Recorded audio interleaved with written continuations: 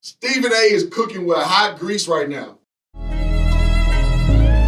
What's up, everybody? It's your boy Hoop Jargon back with another video. If you would, take a second to like, comment, subscribe, hit that notification bell, please. All right, let's get it. But we got a good show lined up for you today, man. We're going to do a reaction, and it's going to be more of an overarching point of what I've been saying on my channel for some, few years now, that some people have, the opinions about, is LeBron James going to retire? I'm about to give you my opinion, and we're going to have some backdrop for it. You do not want to miss this.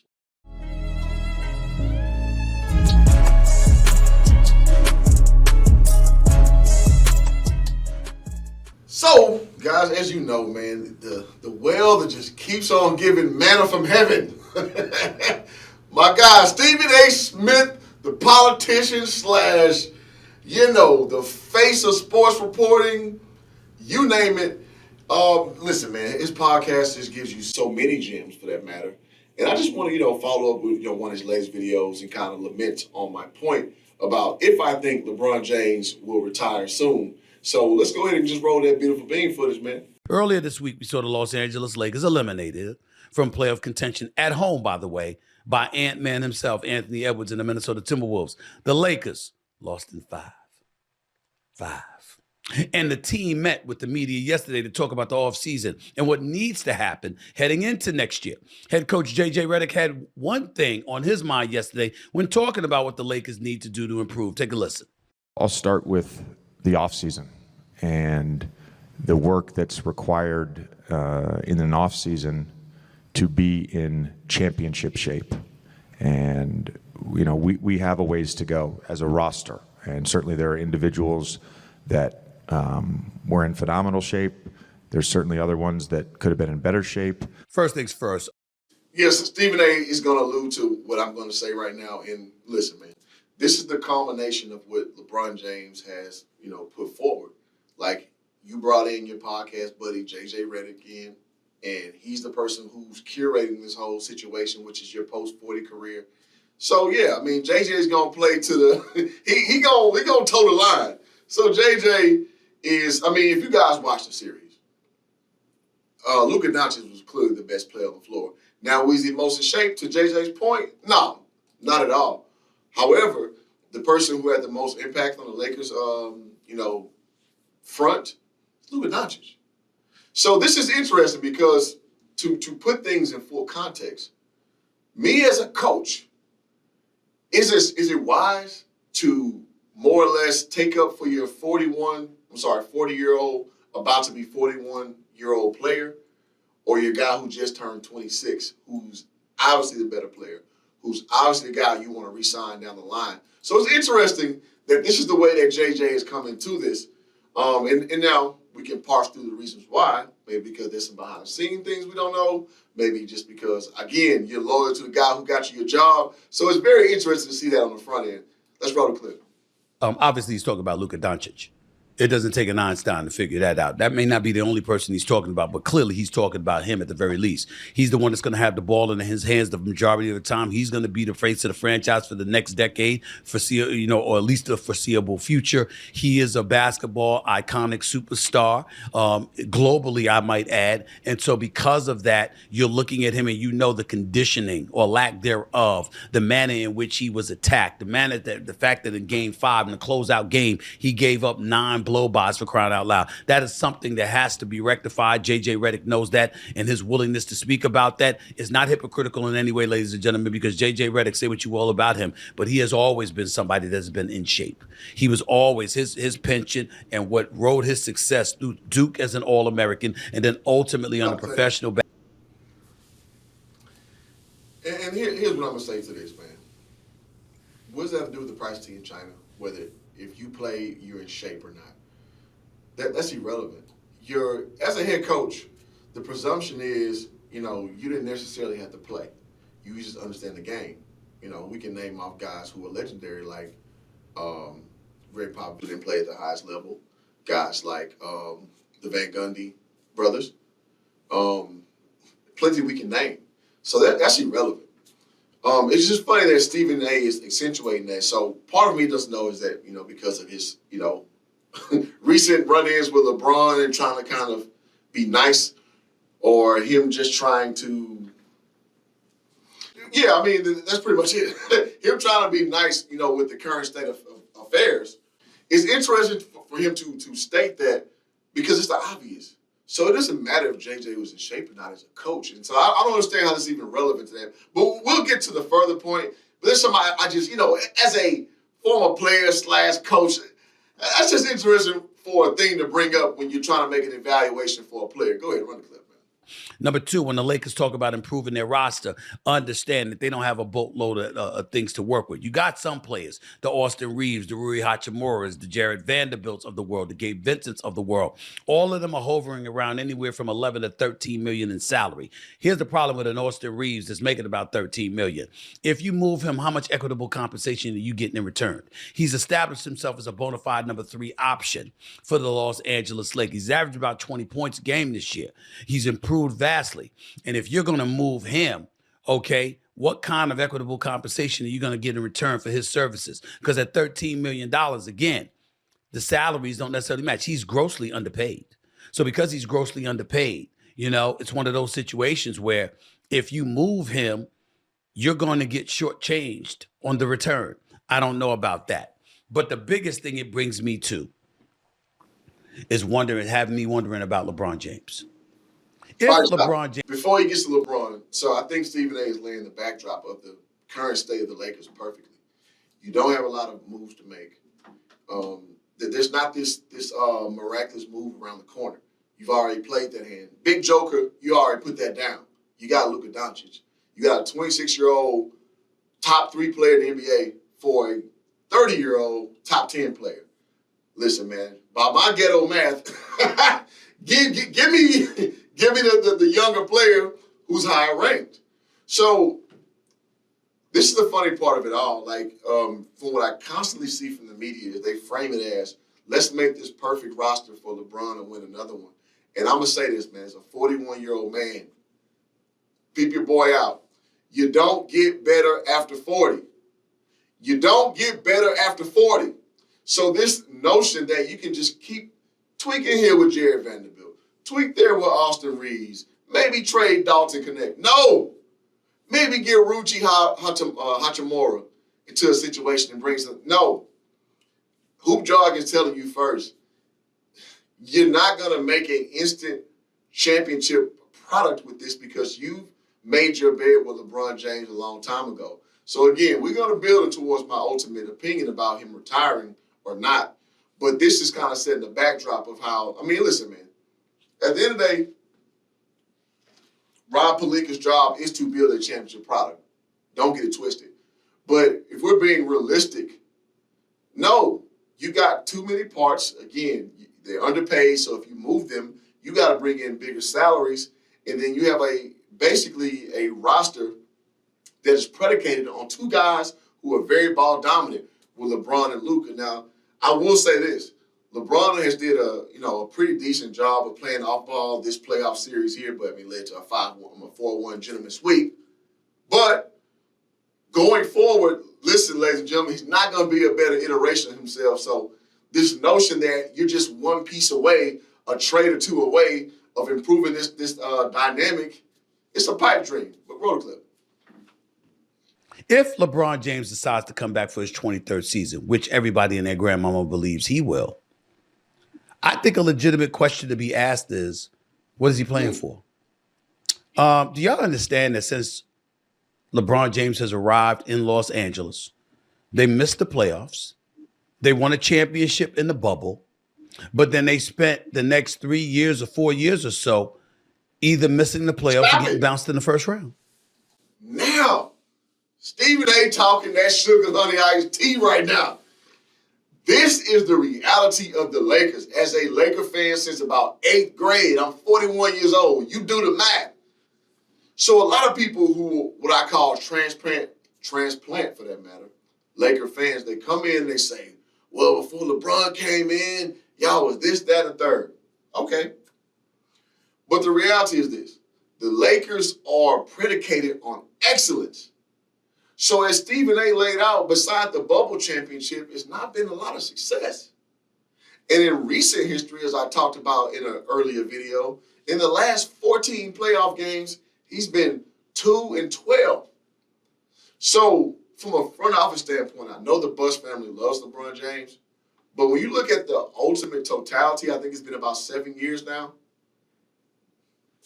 You take the bubble championship out, a mixed bag of results. A mixed bag of results. So I'm glad Stephen A is one of the few, the Marines, that will actually call this, out. And you can say maybe because it's personal biases or, him just being a professional. That's up to you to parse out. But he's one of the few to actually call this out. And I think it's, not many people will do that. Now, lately you've seen guys like Kendrick Perkins and Windhorst start to, be more open to critique LeBron James and his actual, history instead of being so bloviating about the positives. But Stephen A. Smith brings up a very salient point that when you really start to get down to the root of things, it's been a whole bunch of shaky stuff going on with his experience with LA. Let's keep going. And at least once they were swept. Since 2020, okay, LeBron James has gone to the Western Conference Finals. Darvin Ham's first year, all right? But other than that, he's been home in the first round or before then. So you look at the Los Angeles Lakers right now, you look at the rest of the Western Conference, ladies and gentlemen, OKC's not going anywhere. Houston's not going anywhere. Minnesota's not going anywhere. Dallas is not going anywhere. I gave you 4 teams right there. And we don't even have to count all the others. Where's Denver going to fade? Jokic is still around. Jamal Murray's still there. Aaron Gordon is still there. Michael Porter Jr. is still there. Where they going? That's 5 teams. Clippers. Lakers had their way with them during the regular season. The Clippers are the ones still playing, going for a Game 7 tomorrow night in Denver in the first round of the playoffs while the Lakers are already home. And 5. What's up with them? So I gave you 6 teams right there. 6 teams. If you're LeBron James, at some point in time, it's appropriate and fair to ask, what is he playing for? Because are the Lakers going to win?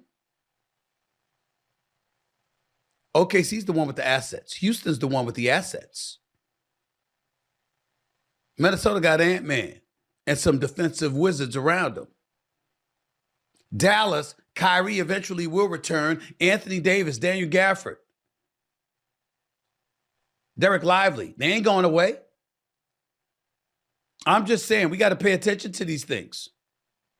You're talking about 5 to 6 different teams before you even think about the Lakers. Stephen A. is kind of segueing into what I've always asserted. Are you actually playing to win? And listen, on face value, yeah, of course. Of course LeBron wants to win because he's chasing that ghost, as you see on my shirt right now, that he ain't going to never catch, in my opinion. So, yeah, ultimately he does want to win. But as the current landscape is, no, he's not. So, again, naming about 6 contenders that's going to be above the Lakers, Stephen A. is knocking out the park. Like, you're not going to get better with time. So if you're the second best player on your team, the Lakers have been trading draft picks. Y'all know how I talk over here. Since been pimping. So there's not this magic trade waiting around the corner. I don't think there's no one waiting to clamor for the services of Austin Reeves, Rui Hachimura. Just saying. So where does this come from? There's no draft capital we have. And so what Stephen A. was just alluding to is saying that OKC has the assets, Houston has the assets, because they've been trading and stockpiling picks for years now and doing the organic thing with developing their young talent. And as the Lakers, we've been doing the exact opposite. We've been just trading 2027, 2028 pick in these in these transactions. And listen, at some point you have to cash in. So again, the question begs, what are you playing for? So the way I see it, you know what? I ain't gonna tease it yet, but Stephen A. is right on point of basically lacing down the landscape what the Lakers have going and LeBron's actual intent. Let's go ahead. Derek Lively. They ain't going away. I'm just saying we got to pay attention to these things. You're talking about 5 to 6 different teams before you even think about the Lakers. LeBron James is still an all-world player. He's still one of the greatest. There is no question in that. But if conditioning is an issue with Luka and the ability of the Lakers front office to do something to improve the roster are all high question marks, where does that leave LeBron James? Is he really playing to win? Meaning, does he believe that they can win with him? Is he playing because he just doesn't feel like relocating? Is he playing so his other son could come into the NBA? These are the questions that people are asking. And I think they're legitimate. Because right now, with the Lakers going home in the first round, it's almost so you can't even take their regular season effort seriously anymore. You got to wait until the postseason when teams have an opportunity to plan and plot against them in the best of 7 series. Stephen A. is cooking with hot grease right now. Yes, this team, again, like I told people, when the Luka Doncic trade went down, like, this is a regular season good team. I do not see this team having postseason success because why is that? Because we're weak in the interior, right? We have a lack of playmaking outside of LeBron James, Austin Reeves, and Luka, right? We have suspect shooting, and that's how it played out. That's why Minnesota, gentleman sweep. Gentleman sweep. So what Stephen A. is laying out with the landscape of how things look going forward, he's absolutely right. So what are you doing? Are you trying to bring Bryson to the fold? Are you trying to get Bronny to a position where he's an actual NBA player? Because, listen, I done already laid it out. Y'all check the old videos, man. In my opinion, Bronny James is a how they say it, when somebody get an A on the science fair project and they did absolutely nothing, that's what Bronny James is personified. I'm sorry. Go argue with your grandma. Go argue with your grandma. I ain't trying to hear it. So ultimately speaking, what are you really trying to accomplish? Because going to year 23 and ironically chasing number 23, Jordan, when you only have put on the board 4 championships, what are you doing? And I got to say this last point too. With Stephen A. pointing out Luka's lack of defense, that's true. That's true. Luka is like a human cone out there more times than not. But I also see Luka sometimes taking charges, putting his body in the way, being smart. Luka just, whether he don't want to do it, his body won't let him do it. I can't call it. It's funny because I've seen a lot of video with LeBron, Ramon James, sitting there like on a possession, just walking back. Walking back. And this has been recent footage that's come out, where it's putting no effort defensively, and then let's say he thought he got fouled, referee calls nothing, he just turns and walks back. It's just funny how he doesn't really get called to the table on that. But that's okay, though. It's okay. This is not a bash LeBron James video, but what this is tell things in perspective video. Let's go ahead. Can't ignore it. I certainly am not. And I don't think the rest of you can either. The situation is what it is. And there is absolutely, positively no way around it. By the way, as an aside, to the people of Dallas, can we take the heat off of Nico Harrison just a touch? No. Because you talk about somebody that doesn't look too bad today. It's Nico Harrison. Stop it. Because when you look at Luka Doncic. See, this is recency bias. See, people right now, listen, Hoop Jargon told you first, this will not age well. This sentiment that, and I get it, man. People like Stephen A. have this, this penchant to want to try to elevate black men in leadership, so much so that he will escape solid evaluation. So people like him will tell you that don't berate Nico, and right now he looks like a genius because he traded Luka before this storm happened. Dude, Luka was literally in a freaking NBA finals last year. No. When he came to this team, it was not to be a this year situation to win a championship. Now, was it this year first round exit? No. But to insinuate that Nico looks better right now because the Lakers lost early, that's a garbage take, man. Ball that shit up, throw it and waist being 16. Shout out to my science teacher, Miss Gloria Brown, who used to say that all the time. Foul 16. Throw that in foul 16. That's a trash take. And it's funny, and I'm not trying to pick on Stephen A., but I've seen a lot of people say that. And that was a good take last week. That will not age well. Go ahead. And you look at the way everybody from Julius Randle to Mike Conley Jr. to an Ant-Man to a Jaden McDaniels, when you see the way everybody was blowing right by him, he is a defensive liability. And offensively, because they pressured him 94 feet for most of the game, come fourth quarter time, he didn't have the legs. Is he going to dedicate himself? Is he going to recognize that he's the new face of the franchise for the Los Angeles Lakers? Is he going to understand the importance of making sure he's in peak condition so he can maximize his talents? Okay. All right.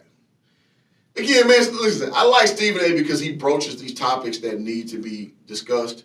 But that last little part, Luka's been the freaking face of the franchise since about 16 years old. Playing out there in the ACB League in Spain. Damn show for Dallas. What do you mean, do you know it's your time to be the face of the franchise? What are we talking about right here? The other guy's 41 years old, you're 26. Come on, man. I'm 41 years old, and I'd be a damn fool to think a 26-year-old rolling up on me, ain't about to come and be, the face of the situation. Come on now. I'm a salesman in real life. So I work with salesmen younger than me, and I know that some of them are better than me. Now, I'm going to do my thing, but I'm a fool to think I'm the featured star when there's younger people, who have skills and, mentality and relatability that I just don't have. So I just thought that was goofy. But overall, what are we all here for? To see what is LeBron James going to do? That dude coming back playing basketball. Let's be for real. This dude coming back playing, listen, man. LeBron James, there's no bigger fan in the world of LeBron James than LeBron James. This dude definitely wants a coming home party, a going home party for that matter. He definitely wants his curtain call. He wants every bit of adulation he could get. And I think he wants, again, as Stephen A. alluded to, have Bryce come in. So he's a freshman in Arizona this year. So we'll see if he stays that long. So the question is, where is he going to play? Because as it stands, as Stephen A. kind of laid out, him as a main fixture playing for the Lakers with all that money tied up, it ain't going to happen, bro. So the obvious elephant in the room is he going back to the land for the third time? And listen, Cleveland with being the best team in the Eastern Conference as it currently stands, you don't think LeBron James wants some of that pie? To go back, because I got to give his team credit. His Clutch Sports entity and the tentacles around it, they do a marvelous job of doing PR work for him. So even though Cleveland's really good, I think we all can ascertain that they will not win the championship this year. So since that's so, what better story would it be to be like LeBron James leaves the lights of LA, takes him and his boy to Cleveland to go back home to take those youngins over the top? You think that's not viable? You think that, because what I've observed is the way that Clutch Sports works is they work in narratives and storylines. That would be the ultimate, the chef's kiss to build that storyline to chase that demon, like I said, in Michael Jeffrey Jordan. So don't be surprised, damn it. Do not be surprised if over time, and it may not be next year. It may be when Bryce comes in. But do not be surprised that if LeBron James angles himself back to Cleveland, because he damn sure ain't retiring next year. So if he stays in LA or tries to force his way out, we'll see. And if I know, again, how that camp works, they're going to see how the playoffs work out to know if the climate is cool. You know how you put your hand in the wind and see where the wind's blowing. So that's why he's non-committal right now. He's not saying anything right now. He's not talking contract extension because he's waiting to see what the storyline reads. And this plays where Clutch Sports has always been. So that's all I got, man. If y'all like this video, y'all hit the like button. Subscribe if you're new. Tell a friend. And I appreciate y'all pulling up on your boy. Until next time, We out. Peace.